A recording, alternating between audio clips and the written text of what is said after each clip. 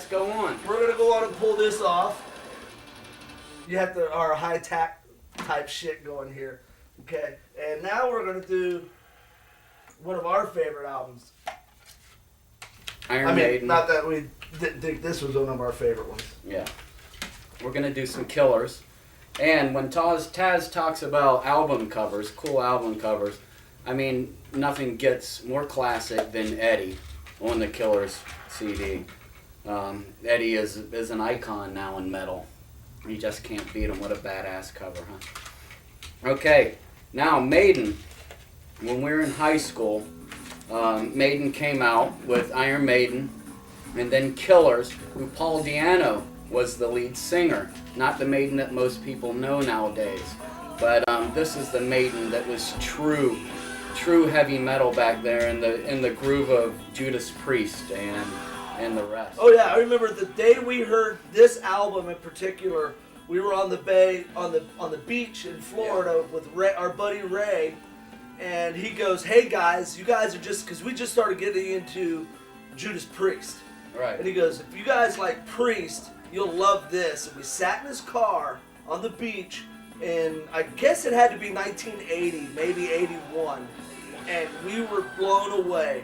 And what blew me away as being an aspiring bass player was Steve Harris. Awesome. A lot of these songs open up with Mr. Harris playing bass. Right. Yeah. We did. And of course there's the Searing guitar, dual guitars, Dave Murray and Adrian Smith, who on Iron Maiden's first album, Adrian Smith was not there, and their sound kind of came together for Killers once he was introduced into the band. They're an awesome band. The standout songs on Killers for me are Wrathchild and Killers, the song Killers, of course. Yeah. Two searing metal songs, and the recording for back then to what it is now. Listen to the difference between a now metal band and this, and it just stands up to. Oh yeah, it's their recording as in cleanliness and the epic sounding. You know, when you put on a pair of headphones or you listen to them on a great. Back then, it was epic. That was the sound that now everybody has. So they were definitely the pioneers in whoever was recording. I think that was Martin Birch, who was a producer for this. And that guy was he was there. He was dead ahead of what he was doing. So if you know Iron Maiden, but you know the Iron Maiden from Number of the Beast and on, with who doing the vocals, go back to the real Maiden and check out Paul Di'Anno on vocals and just the raw, awesome, loud, raw, cranking sound that they had back then. Yeah, well, Di'Anno's got a new band now. He does. And it's more of a metal punk thing that he's got going. It kind of looks a lot different. I mean, I followed Di'Anno right when he did Battlezone, and then he kind of fell off the U.S. map. Yeah. Which we don't know what happened to him. One of my favorite songs he did there, digressing from that, but he did Children of Madness, which is a great song. Yeah. Right? But now he's got this new album. I haven't heard anything off of it yet. I just seen the website, and I believe it's www.pauldiano.com. It's the website, so you can check that out. We're gonna talk a little. I mean, let's talk about when we first started hearing about things.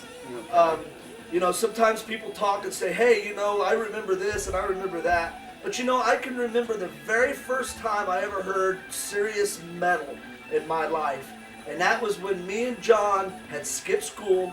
We're doing things that were a little illicit. They are now, and they were then too. And we skipped school, particularly to go to this place in the town next to us to get this new CD, or at the time it was cassette tape. And at that time, cassette tapes were just coming out. New technology. Yeah, they were new technology. It was 8 tracks before that, so we're dating ourselves there. Yeah. We went and picked up Unleashed in the East. Judas Priest. Yeah. And to that, I remember that day when we were sitting in the car and we opened up the package, and I looked at John and I said, "Man, this better be good." Actually, I said, "This better be freaking good." And he goes, "Well, I hope so too," because we had just heard British Steel. Was it British Steel? Yeah. Okay, so it was British Steel, and we plugged it in, and we haven't stopped listening to it. Yeah.